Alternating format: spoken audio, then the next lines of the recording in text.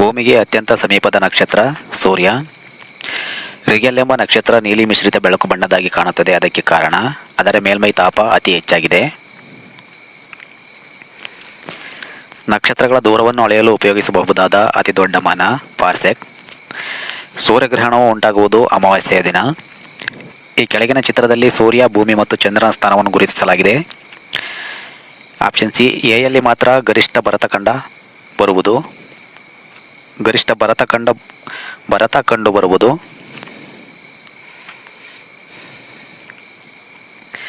ಸೌರಕಕ್ಷೆಯಲ್ಲಿ Yale ಧೂಮಕೇತುವಿನ ಪಥದ ಆಕಾರವು ಅಂಡಾಕಾರ. ಒಂದು ಖಗೋಳೀಯ ಘಟಕವು ಇವುಗಳ ನಡುವಣ ಸರಾಸರಿ ದೂರವಾಗಿರುತ್ತದೆ, ಭೂಮಿ ಮತ್ತು ಸೂರ್ಯ. ಕೆಳಗಿನ ಯಾವ ಗ್ರಹವು ಅತಿ ಹೆಚ್ಚು ನೈಸರ್ಗಿಕ ಉಪಗ್ರಹಗಳನ್ನು ಹೊಂದಿದೆ? ಶನಿ. ಈ ಕೆಳಗಿನ ಯಾವ ವಿಜ್ಞಾನಿಯು ಸೂರ್ಯನ ದ್ರವ್ಯರಾಶಿಯ 1.44 ಪಟ್ಟಿಗಿಂತ ಕಡಿಮೆ ದ್ರವ್ಯರಾಶಿ ಹೊಂದಿದ ನಕ್ಷತ್ರಗಳು ಅವಸಾನ ಹೊಂದಿದಾಗ ಶ್ವೇತಕುಬ್ಜಗಳಾಗಿ ಮಾರ್ಪಡುತ್ತವೆ ಎಂದು ಸಾಧಿಸಿದರು? ಎಸ್. ಚಂದ್ರಶೇಖರ್. ಸೌರವ್ಯೂಹದಲ್ಲಿರುವ ಕ್ಷುದ್ರ ಗ್ರಹಗಳ ಪಟ್ಟಿಯು ಈ ಕೆಳಕಂಡವುಗಳ ನಡುವಿನ ಕಕ್ಷೆಯಲ್ಲಿದೆ: ಮಂಗಳ ಮತ್ತು ಗುರು. ಒಂದು ತುದಿಯು ಮುಚ್ಚಿರುವ ಇನ್ನೊಂದು ತುದಿಯ ಪಾದರಸದಲ್ಲಿ ಹದ್ದಿನ ತಳಭಾಗದಲ್ಲಿ ತೆರೆದುಕೊಂಡಿರುವ ಒಂದು ನಿರ್ವಾತ ಕೊಳವೆಯಲ್ಲಿ ಸಾಮಾನ್ಯ ಸ್ಥಿತಿಯಲ್ಲಿ ಪಾದರಸವು ಎಷ್ಟು ಎತ್ತರಕ್ಕೆ ಏರುತ್ತದೆ? 76 ಮಿಲಿಮೀಟರ್.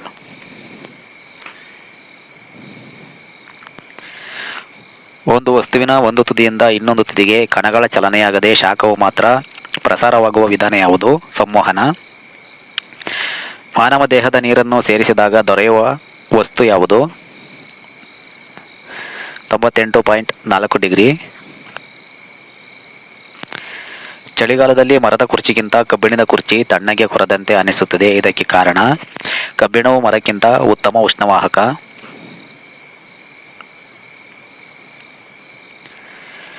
ಸ್ಫೋಟಕಗಳನ್ನು ಸಾಗಿಸುತ್ತಿರುವ ಟ್ರಕ್ಗೆ ನೆಲವನ್ನು ಮುಟ್ಟುವಂತೆ ಒಂದು ಲೋಹದ ಸರಪಳಿ ಜೋಡಿಸಲಾಗಿರುತ್ತದೆ. ಇದರ ಉದ್ದೇಶ ತಿಕ್ಕಾಟದಿಂದ ಉಂಟಾದ ಎಲೆಕ್ಟ್ರಿಕ್ ಚಾರ್ಜ್ಗಳನ್ನು ಲೋಹದ ಸರಪಳಿಯ ನೆಲಕ್ಕೆ ಸಂವಹನ. ಸುಡುವ ನೀರನ್ನು ಗಾಜಿನ ಮೇಲೆ ಸಿಂಪಡಿಸಿದಾಗ ಅದು ಬಿರುಕು ಬಿಡುತ್ತದೆ, ಆದರೆ ಲೋಹದ ತಟ್ಟೆಯ ಮೇಲೆ ಸಿಂಪಡಿಸಿದರೆ ಹೀಗಾಗುವುದಿಲ್ಲ. ಇದಕ್ಕೆ ಕಾರಣ ಗಾಜು ಒಳ್ಳೆಯ ವಾಹಕವಲ್ಲ, ತಣ್ಣಗಿನ ಬಿಂದುಗಳಲ್ಲಿ ಅದು ಕುಗ್ಗುತ್ತದೆ.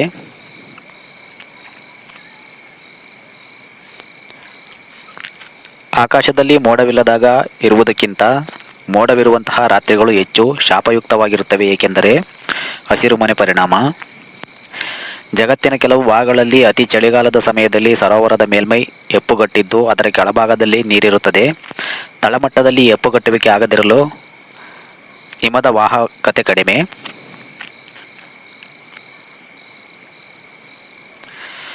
ಒಂದು ಹರಿತ ಚಾಕುವಿಗಿಂತ ಒಂದು ಮಂಡು ಚಾಕುವಿನಿಂದ ತರಕಾರಿಯನ್ನು ಕತ್ತರಿಸುವುದು ಸಾಪೇಕ್ಷವಾಗಿ ಕಠಿಣ, ಏಕೆಂದರೆ ಅದೇ ಬಲಕ್ಕಾಗಿ ಮಂಡು ಚಾಕುವಿನ ಸಂದರ್ಭದಲ್ಲಿ ತರಕಾರಿಯ ಮೇಲೆ ಪ್ರಯೋಗಿಸಿದ ಒತ್ತಡವು ಕಡಿಮೆ ಇರುವುದು.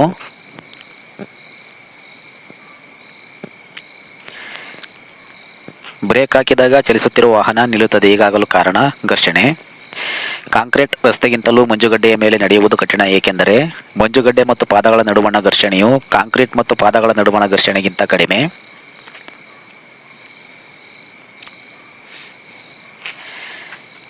ಪೈರೋಮೀಟರ್ ಅನ್ನು ಡ್ಯಾಶ್ ಅಳತೆ ಮಾಡಲು ಉಪಯೋಗಿಸುತ್ತಾರೆ? ಅತಿ ಹೆಚ್ಚು ಉಷ್ಣತೆ. ಬಯಲು ಪ್ರದೇಶಕ್ಕಿಂತ ಮರಳುಗಾಡಿನಲ್ಲಿ ರಾತ್ರಿ ಹೆಚ್ಚು ತಂಪಾಗಿರುವುದಕ್ಕೆ ಕಾರಣ ಭೂಮಿಗಿಂತ ಮರಳು ಉಷ್ಣಾಂಶವನ್ನು ಬೇಗನೆ ವಿಕಿರಣಗೊಳಿಸುವುದರಿಂದ. ಹೆಚ್ಚಿನ ತಾಪಮಾನವನ್ನು ಅಳೆಯುವ ಸಾಧನವನ್ನು ಏನೆಂದು ಕರೆಯುತ್ತಾರೆ? ಪೈರೋಮೀಟರ್.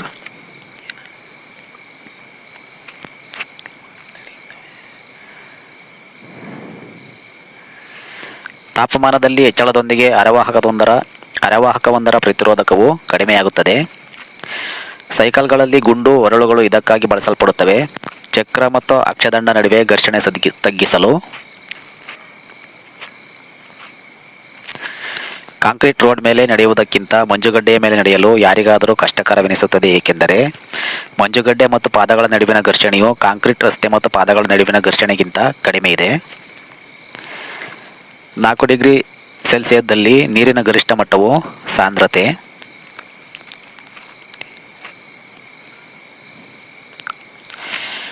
ಡೀಸೆಲ್ ಇಂಜಿನ್ನಲ್ಲಿ ಇದು ಇಲ್ಲ. Spark plug. ಒಂದು ಕೊಠಡಿಯಲ್ಲಿನ ತಾಪ 35 ಡಿಗ್ರಿ ಸೆಲ್ಸಿಯಸ್ ಇದೆ. ಇದನ್ನು ಕೆಲ್ವಿನ್ ತಾಪಮಾನ ಪದ್ಧತಿಯಲ್ಲಿ ವ್ಯಕ್ತಪಡಿಸಿದಾಗ ಗುರುತಿಸಿರುವ ಡಿಗ್ರಿ.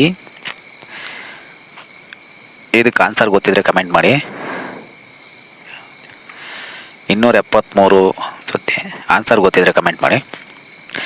ಉಷ್ಣತೆಯನ್ನು SI ಯೂನಿಟ್ನಲ್ಲಿ ಅಳೆಯುವುದು ಕೆಲ್ವಿನ್.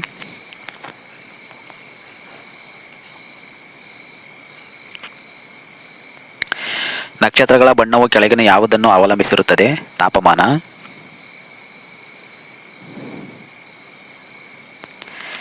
ಸ್ಪ್ರಿಂಗ್ ಅನ್ನು ಉಕ್ಕಿನಿಂದ ಮಾಡಲಾಗುತ್ತದೆಯೇ ವಿನಃ ತಾಮ್ರದಿಂದಲ್ಲ, ಏಕೆಂದರೆ ಉಕ್ಕಿನ ಸ್ಥಿತಿ ಸ್ಥಾಪಕತೆಯು ತಾಮ್ರಕ್ಕಿಂತ ಹೆಚ್ಚು.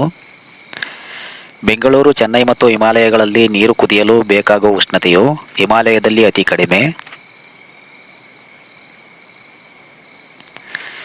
ವಿದ್ಯುತ್ ಇಸ್ತ್ರಿಪೆಟ್ಟಿಗೆ, ವಿದ್ಯುತ್ ಒಲೆ, ಟೋಸ್ಟರ್ ಮುಂತಾದ ಉಪಕರಣಗಳನ್ನು ಬಳಸಲಾದ ವಿದ್ಯುತ್ ತಂತಿ ಸುರುಳಿಯು ಸಾಮಾನ್ಯವಾಗಿ ಹೆಚ್ಚು ಪ್ರತಿರೋಧಕವನ್ನು ಹೊಂದಿರುತ್ತದೆ.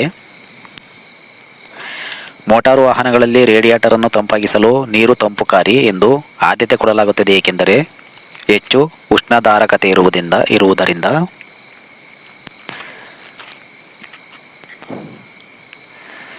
ದಪ್ಪ ಗಾಜಿನ ಲೋಟದೊಳಗೆ ಕುದಿಯುವ ನೀರು ಸುರಿದಾಗ ಅದರಲ್ಲಿ ಬಿರುಕು ಉಂಟಾಗುತ್ತದೆ, ಏಕೆಂದರೆ ಗಾಜು ಈನ ಕಳಪೆ ಉಷ್ಣವಾಹಕ.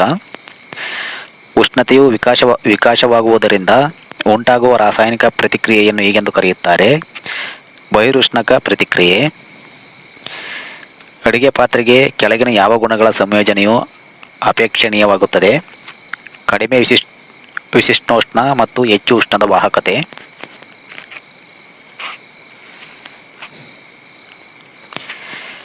ಲೋಹದ ವಾಹಕದ ರೋಧವು ಉಷ್ಣತೆ ಹೆಚ್ಚಾದಂತೆ ಹೆಚ್ಚುತ್ತದೆ. ನಿರಪೇಕ್ಷ ಶೂನ್ಯಕ್ಕೆ ಸಮೀಪದ ಉಷ್ಣಾಂಶದಲ್ಲಿರುವ ಜರ್ಮೇನಿಯಂ ಅಥವಾ ಸಿಲಿಕಾನ್ ಸ್ಫಟಿಕವು ಒಂದು ಆದರ್ಶ ನಿರೋಧಕ.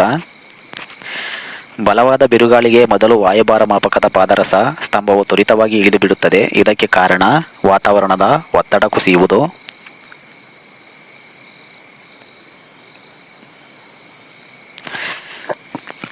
ಬಲವಾದ ಬಿರುಗಾಳಿಗೆ ಮೊದಲು ವಾಯುಭಾರ ಮಾಪಕದ ಪಾದರಸ ಸ್ತಂಭವು ತ್ವರಿತವಾಗಿ ಇಳಿದು ಬಿಡುತ್ತದೆ. ಇದಕ್ಕೆ ಕಾರಣ ವಾತಾವರಣದ ಒತ್ತಡ ಕುಸಿಯುವುದು.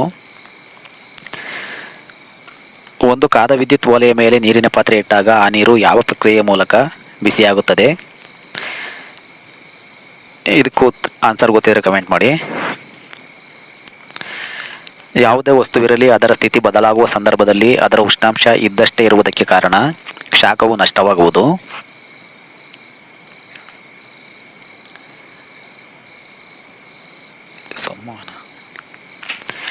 ವಿದ್ಯುತ್ ಇಸ್ತ್ರಿಪೆಟ್ಟಿಗೆ, ವಿದ್ಯುತ್ ಒಲೆಯೊಳಗಿರುವ ಹೀಟರ್ ಎಲಿಮೆಂಟ್ ನೈಕ್ರೋಮ್. ಕೆಳಗಿನವುಗಳಲ್ಲಿ ಯಾವುದನ್ನು ಡೀಸೆಲ್ ಯಂತ್ರಕ್ಕೆ ಬಳಸುತ್ತಾರೆ? Spark plug. ನೀರು ಆವಿಯಾಗುವುದರಿಂದ ಉಷ್ಣಾಂಶ ಕಡಿಮೆಯಾಗುವುದು, ಏಕೆಂದರೆ ಆವಿಯಾಗುವಿಕೆ ತಂಪಾಗಿರುವ ಪರಿಣಾಮ ಬೀರುವುದು. ಅಧಿವಾಹಕಗಳನ್ನು ಈ ರೀತಿ ಕರೆಯುತ್ತಾರೆ, ಏಕೆಂದರೆ ಅವು ಕಡಿಮೆ ತಾಪಮಾನದಲ್ಲಿ ವಿದ್ಯುತ್ ಶಕ್ತಿಯ ವಹನಕ್ಕೆ ಪ್ರತಿರೋಧ ಒಡ್ಡುವುದಿಲ್ಲ.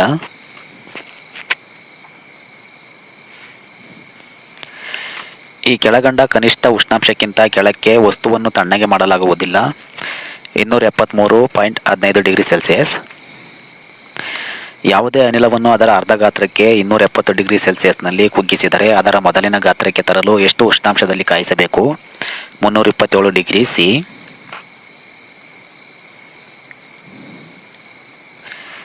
ಎ ಮತ್ತು ಬಿ ಬಿಂಬ ಎರಡು ಲೋಹಗಳನ್ನು ತುಂಡುಗಳನ್ನು ಗಟ್ಟಿಯಾಗಿ ಈ ಚಿತ್ರದಲ್ಲಿ ತೋರಿಸುವಂತೆ ಬೆಸೆಯಾಗಿದೆ. ಅದನ್ನು ಶಾಖಗೊಳಿಸಿದಾಗ ಹೆಚ್ಚು ವಿಸ್ತಾರಗೊಳ್ಳುತ್ತದೆ. ಕೂಡಿಸಲ್ಪಟ್ಟ ಪಟ್ಟಿಯನ್ನು ಬಿಸಿಗೊಳಿಸಿದರೆ ನಂತರ ಅದು ಹೀಗೆ ಕಾಣುತ್ತದೆ. Option B.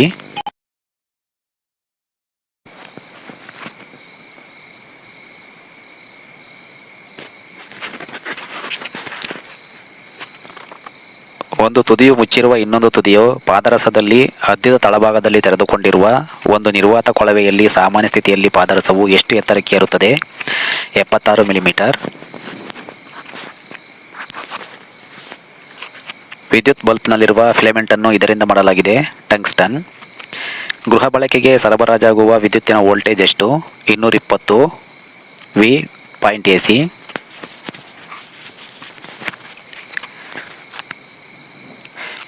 ವೋಲ್ಟೇಜ್. ಯಾಂತ್ರಿಕ ಶಕ್ತಿಯನ್ನು ವಿದ್ಯುತ್ ಶಕ್ತಿಯನ್ನಾಗಿ ಪರಿವರ್ತಿಸಲು ಬಳಸುವ ಸಾಧನವನ್ನು ಹೇಗೆನ್ನುತ್ತಾರೆ? ಡೈನಮೋ. ಒಂದು 220 ವೋಲ್ಟ್ ಸಾಲಿನ ಮೇಲೆ ಒಂದು 25 ವ್ಯಾಟ್ 220 ವೋಲ್ಟ್ ಬಲ್ಬನ್ನು ಮತ್ತು 100 ವ್ಯಾಟ್ 220 ವೋಲ್ಟ್ ಬಲ್ಬನ್ನು ಸರಣಿಯಲ್ಲಿ ಸಂಪರ್ಕಿಸಲಾಗಿದೆ. ಹೀಗಿದ್ದಾಗ 25 ವ್ಯಾಟನ್ ಬಲ್ಬು ಪ್ರಖರವಾಗಿ ಪ್ರಕಾಶಿಸುತ್ತದೆ.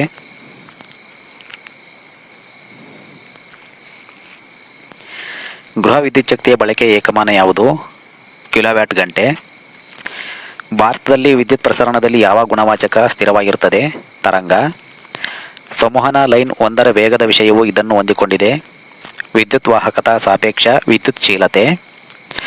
ಎಲೆಕ್ಟ್ರಿಕ್ ಬಲ್ಬ್ನ ಫಿಲಮೆಂಟ್ ತಯಾರಾಗಿರುವುದು ಟಂಗ್ಸ್ಟನ್.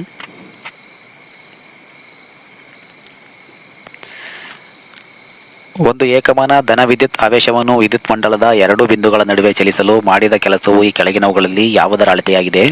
ವಿಭವಾಂತರ. ಶಾರ್ಟ್ ಸರ್ಕ್ಯೂಟ್ ಸಂದರ್ಭದಲ್ಲಿ ಮಂಡಲದಲ್ಲಿನ ವಿದ್ಯುತ್ ಪ್ರವಾಹವು ಹೆಚ್ಚಿನ ಪ್ರಮಾಣದಲ್ಲಿ ಏರಿಕೆಯಾಗುತ್ತದೆ. ಗ್ಯಾಲ್ವನೋಮೀಟರ್ ಡ್ಯಾಶ್ ಅಳೆಯುವ ಸಾಧನ. ವಿದ್ಯುತ್ ಪ್ರವಾಹದ ಪ್ರಮಾಣ.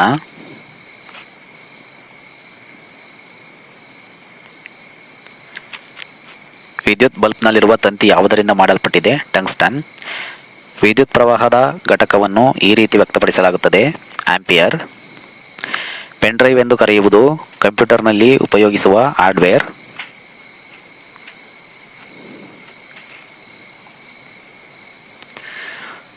ವೋಲ್ಫಾಯಿಕ್ ಸೆಲ್ನಲ್ಲಿ ಕೆಳಗಿನ ಯಾವ ಲೋಹವನ್ನು ಬಳಸಲಾಗುತ್ತದೆ? ಸತು ಮತ್ತು ತಾಮ್ರ. ಸರಿಯಾದ ಹೇಳಿಕೆಯನ್ನು ಗುರುತಿಸಿ. ಪರ್ಯಾಯ ವಿದ್ಯುತ್ ಪ್ರವಾಹವನ್ನು ನಾವು ಗ್ಯಾಲ್ವನೋಮೀಟರ್ನಲ್ಲಿ ಬಳಸಿಕೊಳ್ಳಬಹುದಾಗಿದೆ. 2. ಟ್ರಾನ್ಸಿಸ್ಟರ್ಗಳಲ್ಲಿ ತಾಮ್ರದ ಸರ್ವಸಾಮಾನ್ಯ ಘಟಕವಾಗಿದೆ. Option D. ಇವುಗಳಲ್ಲಿ ಯಾವ ಹೇಳಿಕೆಯೂ ಸರಿಯಲ್ಲ.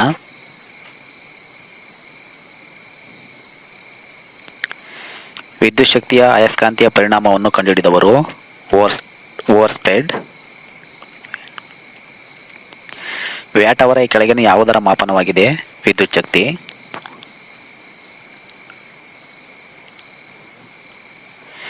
ವಿದ್ಯುತ್ ಸಂಚಾರದಲ್ಲಿ ಧಾರಕವನ್ನು ಉಪಯೋಗಿಸುವ ಉದ್ದೇಶವೆಂದರೆ ವಿದ್ಯುತ್ ಪೂರಣವನ್ನು ಸಂಗ್ರಹಿಸಲು.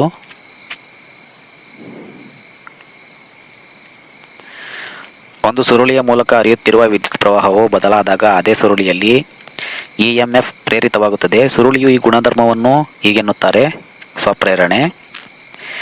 ಫ್ಯೂಸ್ ತಂತಿಯಲ್ಲಿ ಅತ್ಯವಶ್ಯಕವಾಗಿ ಇರಬೇಕಾದ ಅಂಶಗಳೆಂದರೆ ಅಧಿಕ ಪ್ರತಿರೋಧಕತ್ವ ಮತ್ತು ಅಲ್ಪ ಕರಗುವ ಬಿಂದು.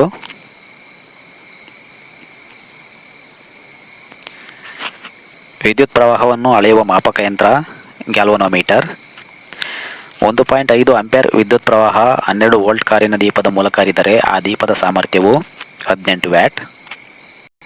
ಈ ವಿಡಿಯೋ ನಿಮಗೆ ಹೆಲ್ಪ್ ಆಗಿದ್ರೆ ಲೈಕ್ ಮಾಡಿ, ನಿಮ್ಮ ಫ್ರೆಂಡ್ಸ್ ಜೊತೆ ಶೇರ್ ಮಾಡಿ. ಇನ್ನಷ್ಟು ಕಾಂಪಿಟೇಟಿವ್ ಎಕ್ಸಾಮ್ಸ್ ವಿಡಿಯೋ ಬೇಕಾದ್ರೆ ನಮ್ಮ ಚಾನಲ್ ಸಬ್ಸ್ಕ್ರೈಬ್ ಮಾಡಿ.